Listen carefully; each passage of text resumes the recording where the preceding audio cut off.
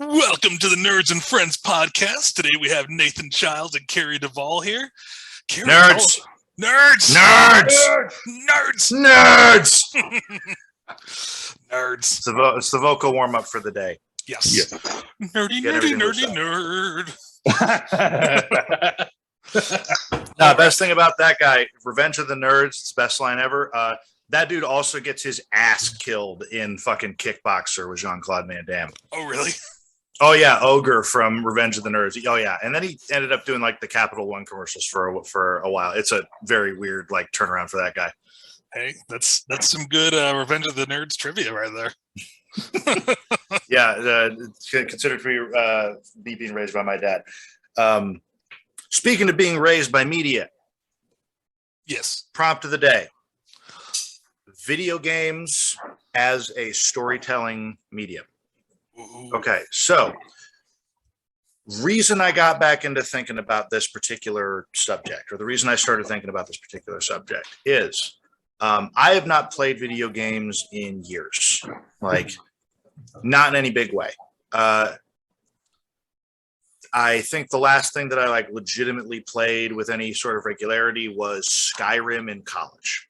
Nice. So like 2012, 2013, I never really played that much as far as like computer games went, outside of like addictive flash games occasionally just to kind of burn time. Hang on, I need to silence that. Oh, now I got to check my phone too. Hang on. Yeah. Okay, we're good. Yeah. Don't edit that out. Carey, edit that out. Producer hat Carey. Right. Yes, we have editing now. We're coming up in the world. We may have editing. We may I might fuck it up, but we might have editing now. We're gonna say, all right. So now's the point when if any flubs, get them the fuck out now. I'll bleep the cursing. We'll make this available in Utah. You know that kind of thing. I just started screaming, "Fuck! Fuck! God! In a meeting, you just go full King speech. Best scene King speech. Anyway, so I scared my dog. But what got me thinking about this is like I kept looking at what's going on with video games. Like I had no idea what the consoles were. Like I saw that I think that like PS5 is out and there's a new Xbox and I know there's a Nintendo Switch. But I would open up like the Steam store, and I'm a person that gets analysis paralysis really bad. So like I can't go on Netflix unless I know I'm looking for a movie. I literally Google where, like if I think of a movie or if I know I want to watch a movie, I look up on Google, where is it streaming? And then I usually go to that service or I get it on Amazon. I make the deal with Satan. I sell my firstborn. I get it off Amazon. But video games are like, everybody has a video game that they like adore. In some way, shape, or form, and like whether it's a first-person shooter, whether it's like an adventure game, like there are so many video games that people like hold very near and dear that I had no idea where to start. So I got turned on to by someone a game called Scarlet Hollow, which is it's an RPG on Steam, and it got described to me as a dating simulator with cryptids. And I was fascinated by it because like dating simulators, depending on what they are, like I don't think I'd played one since middle school, maybe, if I'd ever played one at all. But like I was aware of what the concept was. It's kind of like a visual novel where like the only thing you're making really is point and click choices. Right. But this game, Scarlet Hollow, was apparently all done by the same artist. It was all done by the same artist. And it's just such a good atmospheric horror game that is so like it's very low budget. It's super indie, and I was so enthralled by the storytelling of it, by the way that it's just like where it's here to tell you narrate the story of you're going to this old Virginia or North Carolina, kind of vague on which mining town that like a distant relative of yours is technically like a big family in, and you're there for a funeral, and then you start just meeting people and weird shit is happening all over the place. That's a good story setting right there. I like it. Yeah, and it's just like, and it's very much on rails in a couple ways, but like the choices matter. The choices that you do affect the outcome, and it was such a really good, like, easy, stripped down, less than $10 game that I had such a good time with it. And then as I started exploring, I realized how much games on Steam or indie games were really good ways of telling a simple story in a way that could be fun and challenging. Mm-hmm. So I wanted to kick it out to you guys, and I wanted to ask the question of, like, what is, like, your first memory of a game that, like, grabbed you and you were like, this is awesome, I'm digging this story. Legend of Zelda, Link's Awakening. Link's Awakening. Yes. Okay. Great fucking example.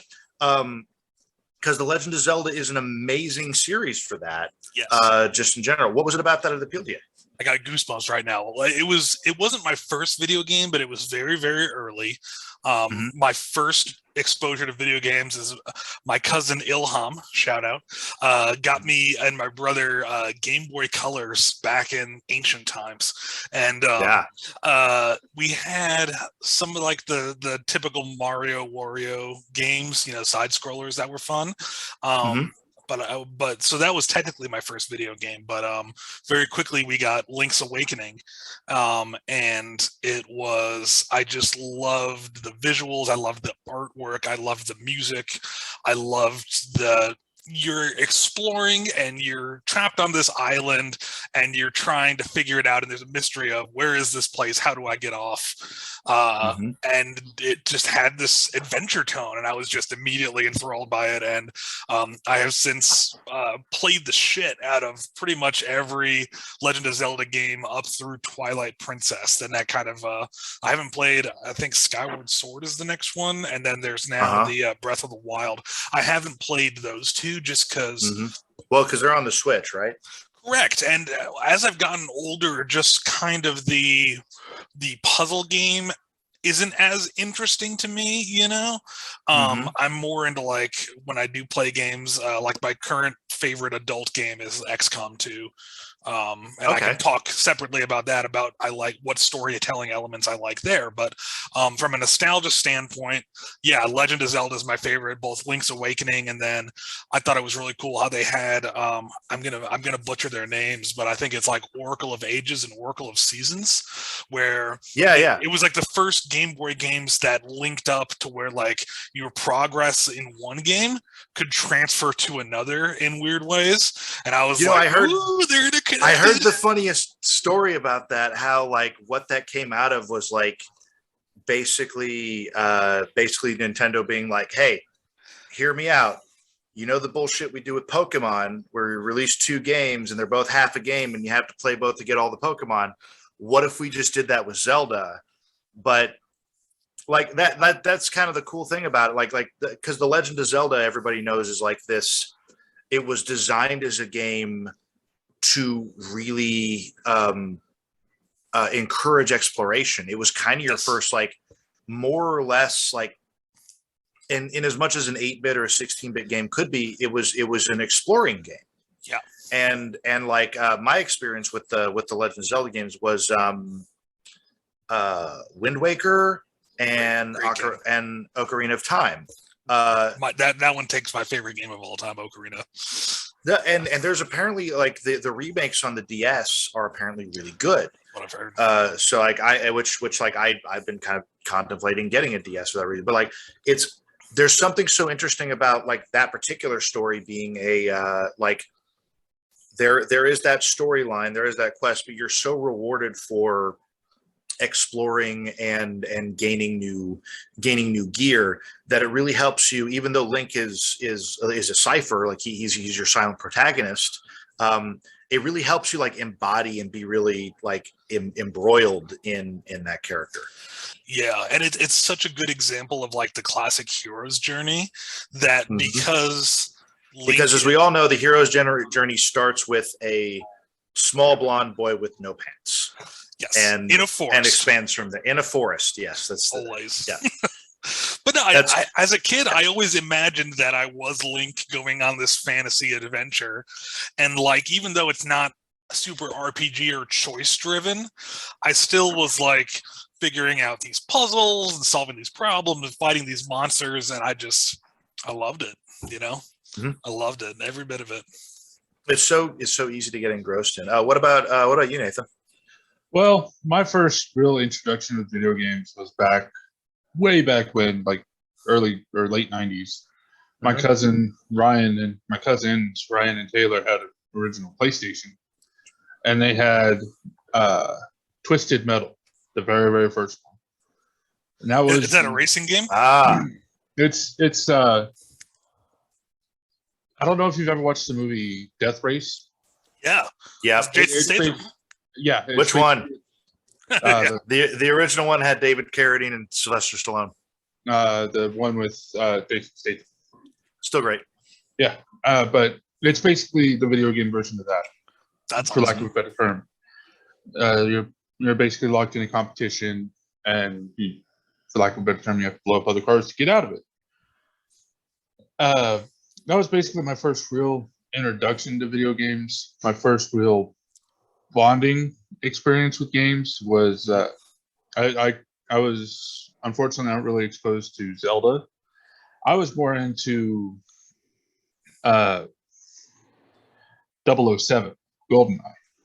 And that the social game, like the absolute social game, like no, like hands down. Yeah. Well, that one and Conker's Bad Fur Day, which what was that one? I haven't heard of that. Conker's Bad Fur Day.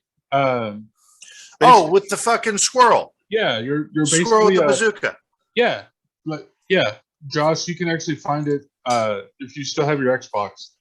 You can actually find a remade version for the original Xbox on. Curious. I'll have to look into that. But those were my first real like bonding social experiences with video games, with playing with other than like 2 or 3 people. I never really got very good at either game, but they were both just fun games. And then my real first introduction to serious gaming was playing the original Halo Combat Evolved for the Xbox. Absolutely. Again, talk about social games. Like that's the one you went over to your friend's house, and you always had the one friend who was taking it, who could like take it way too seriously. Or like so that's like not to derail you, but that's where I learned very quickly that I am not good at video games. Same here. So in a multiplayer setting, what's up, Will? Hey, Will, expert Will joining us. Finally.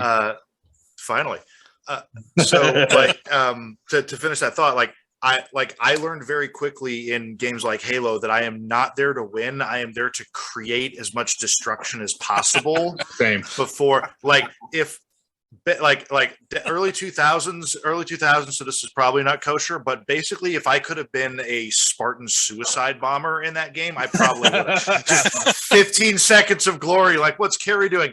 Like a straight scream.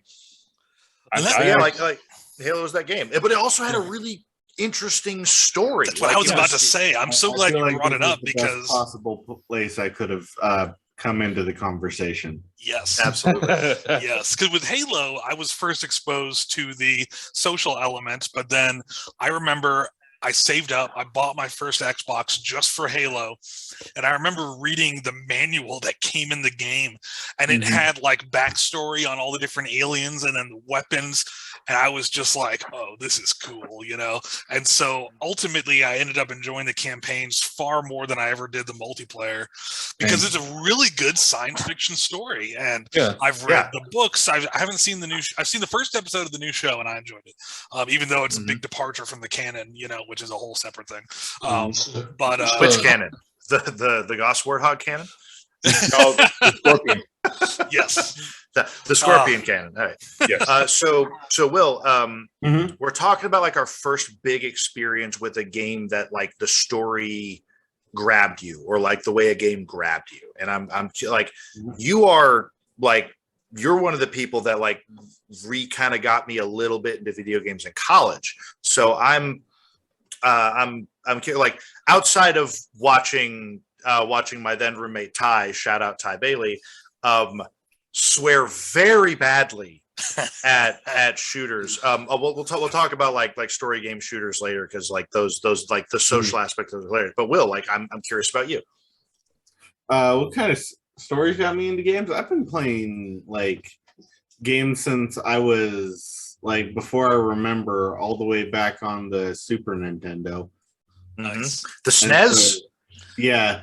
And so like, as far as like actual stories in games, that's got to be like Final Fantasy or something, where it got to the point where there's actually a game that had a story in it. Because most of the games like that I grew up playing initially, like I remember playing Rampage, where you play as either a monkey, a lizard, or a wolf that destroys buildings, and you get points for that. Or Mario, where you're like, allegedly there's kind of a story if you squint your eyes really quick. Allegedly, you're an Italian plumber who's trying. Yeah. Exactly. You're this strangely misshapen bean of a man with form-fitting clothing. I joke about games in the 90s, but actually thinking about it, like a lot of the early 2000, or not 2001, PlayStation 1 is what I meant to say. A lot of those games actually had some interesting stories and lore. Like if you look at Medieval, loved Medieval. Yeah. I couldn't honestly tell you what the story is, but Metal Gear Solid is really insistent that they're telling you the story. Metal Gear Solid was such an interesting thing for me, because that was another one of those games that that like I got back into in college in kind of an obtuse way. And basically, like, it was right when it was before. Actually, it was after Metal Gear Solid 4 had come out. I had played Metal Gear Solid 2. I had no fucking context on what any of the story of Metal Gear Solid 2 was, because it is very much linked to the first one. So they keep talking about Shadow Moses, and I have no fucking idea what they're talking about. But in college, I get a backwards compatible PS2. I have some free time between classes. I start playing MGS1, and I started reading about it, and apparently Hideo Kojima is like, yeah, I just wanted to make like the best action movie ever. And it's there. It's all these elements of like 80s and 90s ridiculous action flicks, like turned into polygon mayhem. And it was legitimately really interesting. Yeah, and I remember being kind of drawn into Metal Gear Solid first, playing, because I got it on a demo disc that remember demo discs, guys? Bringing back nostalgia. This is the part of the remember that? Remember that with Nerds and Friends. So, gotta take a step back. The PlayStation 1 came out before the PlayStation 2, for all of you little Gen Z. No, I'm kidding. Back when the sun rose in the east. I was trying to make a joke about ancient times. Back when Nintendo made cards and Sony made stereos, and everybody was like, everybody had to have a Walkman.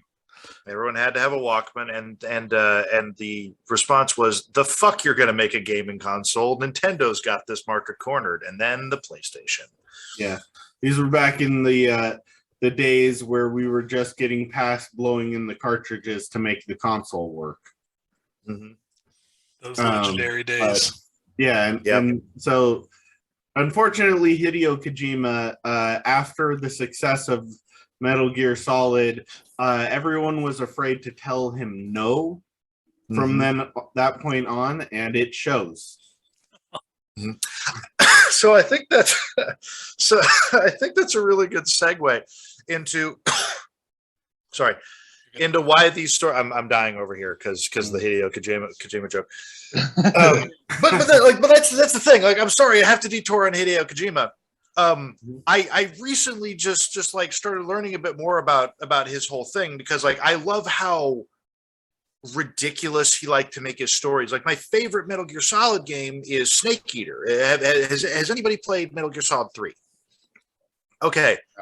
It is a James Bond movie. It is a send up of a James Bond movie. It is set in the 60s. You are the original Snake. And you're in Siberia and Russia, sneaking through the fucking jungle, trying to, figure out if the Russians have a nuke or not. Like, it's fantastic. It's technically a prequel to the first two. It's widely regarded as like the best game because it kind of stands on its own. It's got a whole bunch of like weird story elements, but the thing is, like, it was able to combine all these really nuts elements of, like, Metal Gear Solid is like a really, really well put together action story where, like, the developers went out and actually shot guns at a range to be like, this is what a gun behaves like. Mixed with the most bonkers shit that you could imagine. Like, there's a vampire. We're not going to explain why he's a vampire. What? Are you serious? I am dead. That's not even like a Metal Gear is literally a walking robot. Like, it's a giant robot. It's like, we decided that. Like, that's not even that big of a twist in context of some of the other shit that goes down. It's not, and it only gets more nuts. Like in the fourth one, it's like, oh yeah, you remember those giant bipedal robots that are walking around because we decided tanks were for pussies. Well, now they're organic and half cow for some reason. Like, what? Oh yeah, you remember that guy that everybody fucking hated in the second game? He's back and he's a cyborg ninja. Go fuck yourselves. Like, the whole game is nuts, and the most nuts part is the fact that nobody in the game, no characters in the game are like, they are all playing it straight. Just like, yeah, this is what war is like. While a woman in a bionic suit with a head that's just a giant bird flies across the screen screaming because she's the crying crow or what the fuck ever. What? Yeah. Like, this game sounds insane. How have I not heard all this shit? And it's like, you're playing it, he's absolutely right, and you're playing it, and everybody like in game is just like, yep, that makes perfect sense. Everybody is treating this game with the level of seriousness that Christopher Nolan's Batman was. Exactly. Where the whole movie, like the whole Dark Knight, could be The Departed, but then there's Batman. Like that turned up to $1 billion. Like, that is how nuts. And the funny thing is, they're really engaging stories in a way, because they're I mean, the fourth one kind of lost me with like hour and a half long cutscenes where they were desperately trying to tie everything together. But the cutscenes were that long. Metal Gear Solid 4 was like infamously. He's only long. Slightly exaggerating. I am only slightly exaggerating but there were some long cutscenes because they were trying to tie a whole bunch of shit together. But like, the cool thing was that Hideo Kojima really wanted to take some risks in like the way to tell the story. And that to me is like the maximalist end of telling a story, where there's a lot of dialogue. They're trying to make it cinematic. They're making it like as interesting as they can in a lot of different ways. It's very much like Western movie and anime influence and everything on down. But then there are other games that are the minimalist storytelling perspective in a big way. Which the one that Josh brought up was A Link to the Past. It was Link to the Past. Link's Awakening. It was Legend of Zelda Link's Awakening. Yes. Which is, in another way, like, it's a much more necked down story structure. It's that basic hero's journey in a fun way. Or like, I haven't played it yet, but I've heard really good things about Shovel Knight, which has no voice acting and apparently very little dialogue, but like the emotion of it is very, like, the story itself is very well told without a whole lot of words. Yeah. And I think one thing that you really get from video games that you get, or rather you get much more in depth from video games because you have your own agency and you can look around and you can kind of control, to a certain extent, control the pacing, is you really have the access to lore in a way that you don't in any other media. In that, with a lot of things like that, you can I think Legend of Zelda does this really well in certain instances where you can have like an area that you can walk around in and it'll have specific architecture or themings, or you might see like different pottery in a certain section, and all of that can tell you a little bit about the place that you're in. And I think kind of related to Halo, Destiny is a game that does this pretty well, where they have these big... The first Destiny or Destiny 2? Because I heard Destiny 1 was kind of like a bit of a trash fire because they didn't have it done. Destiny 2, because I've never actually played Destiny 1, and I forget that there's 2 Destiny games despite the number in the title. How many Destinies are there? Infinite. Yeah. Or said Bungie. Yeah. Final Fantasy is really good about this too. Generally, where you'll have different towns with different architectures, you'll have different areas where they'll try to tell you a little bit about that place just through what you're seeing there. Or like games that have no actual plot, like League of Legends. Like, say what you will about the playing League of Legends. I'm a several years sober League of Legends player, so I understand how triggering this can be for some of those of us who are recovering. But like, they do a really good job with the lore, both with the map of kind of updating that to tell different things with different character models. They even have lore around different like skin sets, where they'll have like themed sets. Well, yeah, because you'll have like the gambler themed characters. So there's lore behind that. Yeah, like they did. They actually had a big story event with. I'm trying to remember what they called the set recently. Because I haven't played the game, but I do follow it because I love the art that love the art that they do in a lot of the extra content that they put out. But it was the like Guardians of Light or something like that, where it's like Demon Hunter themed skin sets, and they have this story where they introduced a new champion who was essentially this king of the I'm trying to think of how to explain this to people that aren't familiar with League of Legends. It's the Shadow Isles, which is the king of demons. Yeah, he's not quite the king of demons, because I think that would be an oversimplification. A little closer to that, but yeah, the Shadow Isles are like a haunted island that has ghosts and stuff, and they have this king there, and they gave it's actually just the song. It's like the whole island is just Deadmau5 playing a late aughts hit, ghosts and stuff. Just it's like, what? So what next, Deadmau5? More ghosts and stuff will be my only other hit. Well, real quick, if I can pivot on lore, what you're saying there.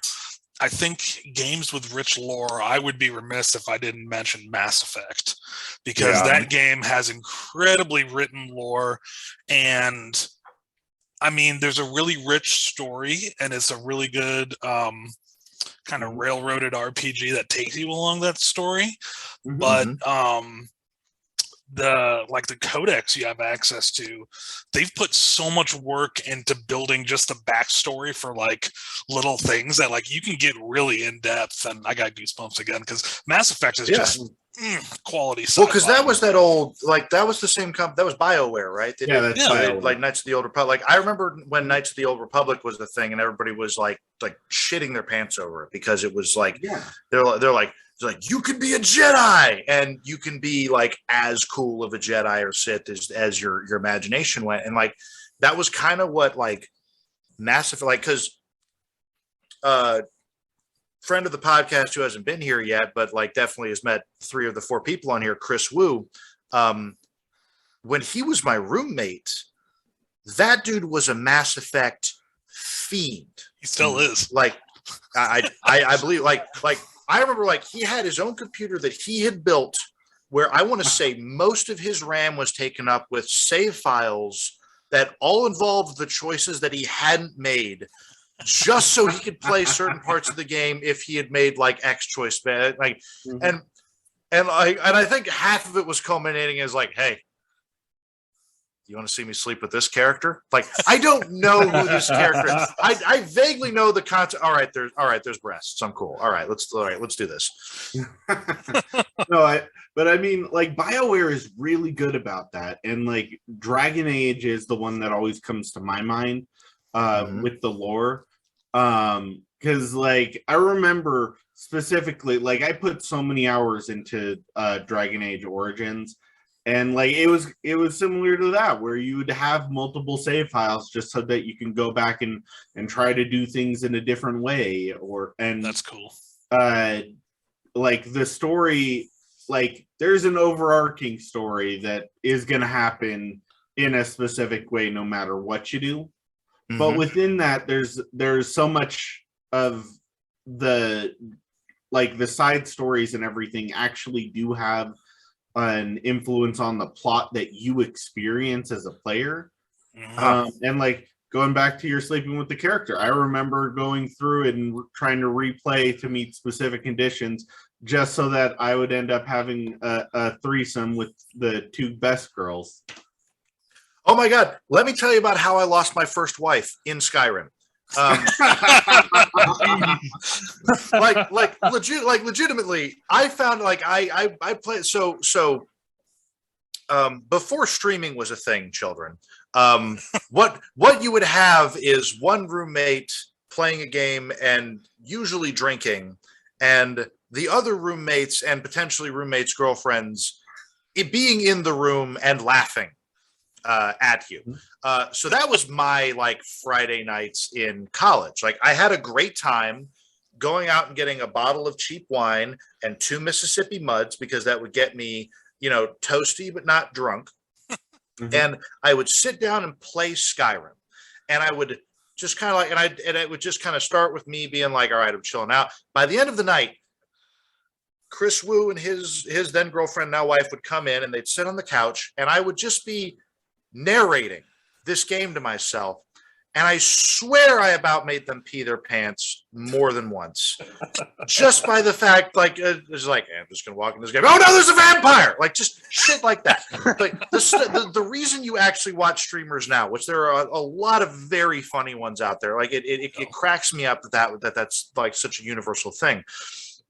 But like Sky, like I found out it might have been through Wu in his BioWare phase, where he was like, hey, you could get married in Skyrim if someone's been your companion enough. I was like, okay, cool. You get the Amulet of Mara. I don't know why I remember. Yeah, exactly. Yes. Here's the Amulet of Mara. I presented that to like one of the companions, this Ayla the Huntress, and I was like fucking stealth maxed out with a bow and arrow, slow motion kills all day. Like I was a fantasy sniper. I loved that shit. It was my favorite thing to do. I had the shout where it was basically like radar. Like I had this down. I had a system. I fucking loved it. And I go and I apparently marry Conan S. the Barbarian. and like, oh, she'll come on missions with you, because she's like, I'll attend the store and I'll make you money. It was like, oh, she can come on missions with me. Okay, let's go into this cave. And I go, all right, cool. She's my companion. And we go. And so I get down, and we're surrounded by these the fucking blind, the Falmer, Falmer snow elves. And I'm in this cave and I'm pulling back my bow, and all of a sudden I hear, how about you? And Ayla the Huntress is fucking running into the middle of this fray, and she dies. Falmer don't fuck around. And I was just like, no. It's like there was no like I was like, obviously this is gonna be like a team thing. Like she's gonna like follow my leg. Like no, there's like, you will not tell this woman what to do. And I was just like, well, fuck. It was like the first day too. It's like, oh great, we're married. Son of a bitch. Like, that's like, and that was like, and to me that was like kind of a heart-wrenching story thing, even though you're like it's like you're this cipher character, you're just role playing. And that's not even going into all these games where you're like a specific character with like specific motivations and goals. Like I haven't played it, but I've heard so much about The Last of Us that like you are these characters and you are like, before anything kicks off, you're just like, holy fuck, zombies are after me. Like, and that like, there's just something so interesting about the agency of like a cinematic story in one way, shape, or form. And it doesn't even have to be all that like out there to be fun. Like it doesn't have to be all that expansive. Like we got back into this because I said, I was playing this dating simulation with cryptids, Scarlet Hollow, that is just like, it's kind of like reading a comic book, where it's the digital version of a choose your own adventure novel, but with a really good story behind it. Yeah. So it's awesome. Kind of doing a little tangent off that. My girlfriend and I have been playing Tiny Tina's Wonderland. Yeah. That's from the same makers as Borderlands.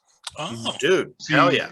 You can see a lot of the art from Borderlands in it, but it's like basically it's like a D&D version of Borderlands. Oh, that's awesome. Yeah, it's like it's super tabletop, right? But it's like through the lens of a crazy person. Yeah, well, yeah. Through well, basically you play. Well, me and her, we play a pair of D&D characters, and you can find random die, random scenarios, random fights. It's a really fun game. She and I can usually spend about 3 or 4 hours a night just playing through. And that's awesome. There's not a lot of lore to it. Well, not yet. At least not that I can tell. But there is a hell of a good story. And I'm usually very picky about my games, but this one I'm actually having a blast with. That's awesome. Nathan, if you had to say, what game have you put the most hours into in your life? In my life, that's a toss-up. I would have to say any of the Halo series or any of the Grand Theft Autos.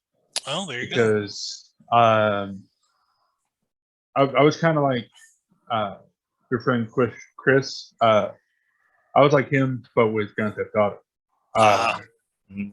Which one? That's important because it like the variance of like ridiculous to grimdark to GTA 5. Well, the one by far the one I have the most time in is GTA 5. Okay. But as far as playthroughs, the most playthroughs I've had was Grand Theft Auto 4 because one of the achievements for the Xbox was beat the game in less than 30 hours. I sat there and I beat the game in less than 30 hours. Nice. It was a slog. Nico, my cousin. Oh, I wish I could remember more of the lines of that game. But that was one of my favorites. That's the only thing that anybody remembers. Nico, my cousin. Exactly. Welcome to America. Fuck. Real quick to kind of call back to when Carey was talking about macro scale taking risks with storytelling. That's one of my favorite games of all time, XCOM, which is where you fight aliens. It's like Alien. Well, it's fun because I like in the first game, there's an alien invasion and you're like tasked with kind of fighting off these aliens. And if you win, you kind of drive them off. And I love that the second game, instead of being a direct sequel, the second game starts 20 years after you lose the first game.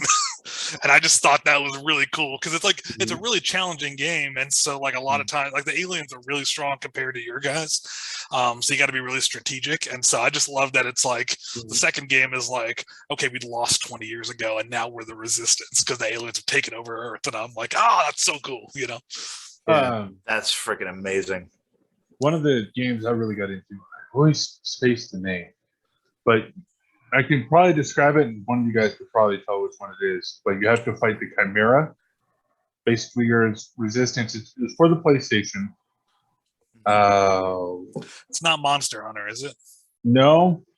Give me just a second. Let me pull it up, and I'll tell you. Cool. God of War 2. And oh, go ahead, Josh. Well, no, I was going to say another interesting thing is that we could ask if there's any games out there that are enthralling that don't have a compelling story. And I would say for me, the only one is like the Civilization games. I really enjoy those. Yeah. Even though there's no narrative there. But I kind of find myself, because of the lack of narrative, building my own where I'm imagining this little like civilization that I'm running, you know. That's really the only example I can think of. Do you guys have all these citizens just bowing down to giant gold statues of the cult of Josh? Yes. All the men must grow beards or they are ostracized from the... No, I'm just kidding. beards with no mustaches is the way. My Amish army. Yeah, I'm gonna piss off the Josh. I'm gonna piss off half the internet here, but Pokemon.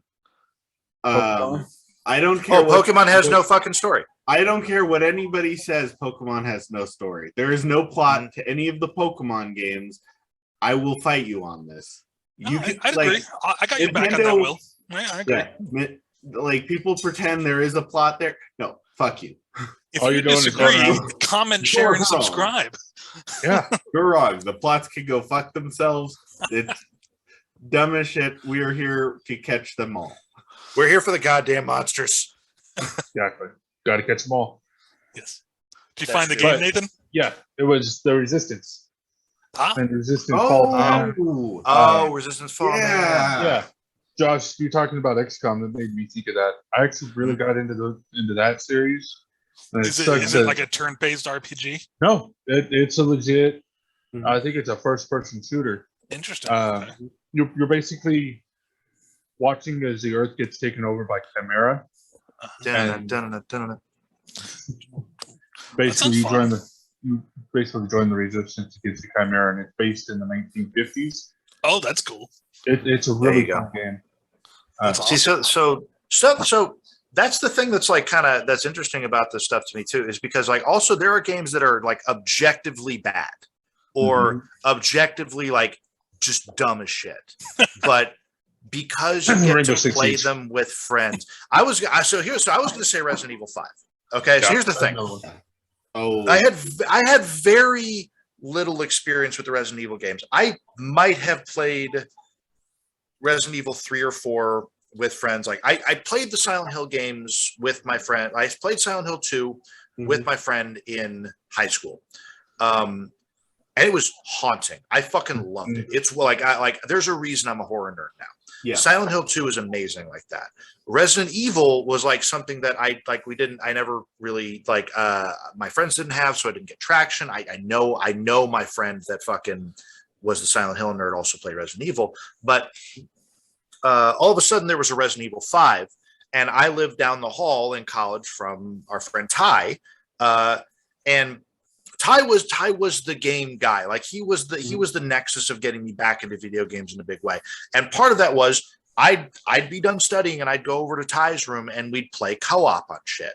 And as said earlier, I know my role. I am there to create as much destruction as possible. Like that's my whole thing. That's like in games, like in something that's a co-op like Resident Evil 5. Like I'll find out that like there's one gun that I'm okay with, because this is the like give this guy the idiot proof thing, and he will be Chris Redfield because that is the character of Chris Redfield. Right, like Resident Evil 5 is objectively stupid. It is not as dumb as the movies, but it is objectively stupid. The whole plot of Resident Evil 5 is dumb as fuck. But there's something so fun about being there with a friend and playing through something in a cooperative way, like Nathan was talking about with Tiny Tina's Wonderland, I think, where like even if it is bad, it's like it's B-movie bad, where you collectively are having fun playing and or shitting on this thing, the whole time. There you go. Well, going back to the talking about games with no objectives. So this is going to sound really goofy coming from me, being as I'm at the moment a former truck driver, and I'm trying to figure that whole situation out. Tara actually got me really into American Trucking Simulator. Literally, if you want to be a truck driver but you can't do it, or you just don't feel like going out on the road, that's the game to play. And all you do is just go. I think they're up to Texas now, officially on DLC. You could go from California to Texas, and from Texas to Wyoming. I don't know if they've got Montana yet. I haven't played in a while. So I have questions. Tell us more about the ins and outs of the game. Like, are you driving the vehicle as you play? Oh, okay. So you can find some people that stream American Trucking Simulator. They've also got European Trucking Simulator. I prefer American. The difference being that the European Trucking Simulator actually smells worse. Yeah. In the American ones, you have guns. No, I'm just kidding. Hey. The European one, but in the European one, your character gets health care. That's a good one. But in ATS, you are the driver. Okay. You can go pick up a load, and they range from anywhere pick up a load in a 27-foot box trailer, or you can haul doubles, triples. You can haul just about anything you can put your mind to in that game. And I assume the weight and type of loadout affects how you drive to some degree, right? Yeah. Like with most games nowadays, you can get mods, which help. But just playing the base game, you have your choices from Peterbilt, Kenworth, Freightliner, Western Star, Volvo, and International. There might be one or two more. I'm not sure. Mac, I know Mac is in there too. So anyway, basically you start out with a day cab, bottom of the rung type deal, day cab, single axle, and you work your way up. And Tara and I are both like level 40 and level 40s or 50s right now. Nice. So we've got our own little fleets, and you can also play it multiplayer. They recently added a convoy type deal to it, and it's okay. I gotta ask though. So in a game like that, where there's no explicit storyline, do you kind of do what I was talking about with the Civ games, where you create your own backstory or your own narrative in your mind to supplement the gameplay? Yeah, you could do that. You could also set up bases in different cities and be like, oh, hey, maybe I grew up in Carson City, Nevada. Okay. And I decided to start my own little trucking firm out of here. We just go wherever we need to go. Nice. Okay. And that's kind of my thesis for this podcast, is that whether a game gives you a compelling story or it gives you the impetus to create your own in your mind as you play with engaging things, I think story is a critical element to a good gaming experience. Yeah, something about it that makes it engaging. I mean, whether it's a good story that you can project yourself into, or it's a good story where you're playing as a character that has like a set motivation, even if it's something where you're on the rails, like the big thing is, like, if you have a good setting and it's really well put together and greased, and like all the wheels are greased, and like you've got all the cogs going, I feel like I'm just getting back into video games again, and I am really freaking excited to do it, because the stories going forward are only getting more interesting, and I personally can't wait to explore that a little bit more. But I think that's a really good thesis statement. I think it's a really good place to kind of hold off, or to kind of freaking chop this one, unless you guys have any parting thoughts. No, this was excellent. I really enjoyed this. I enjoyed it. It was fun. Cool. Well, Awesome. Thank you to everyone listening for Nerds and Friends. Comment what you want our next video to be about, or what you want us to talk about in future stuff. Be sure to like and subscribe, and check out our Patreon. Just type in Nerds and We'll Friends. be doing a full hour on nipple stickers. Yes. And what about nipple piercings? Nipple piercings will be a side. That'll be a Patreon exclusive. Yes. Okay. We're actually going to have Governor Andrew Cuomo on, former Governor Andrew Cuomo on, to talk about nipple piercing. Oh God. Oh man, that's awesome. Political nerd.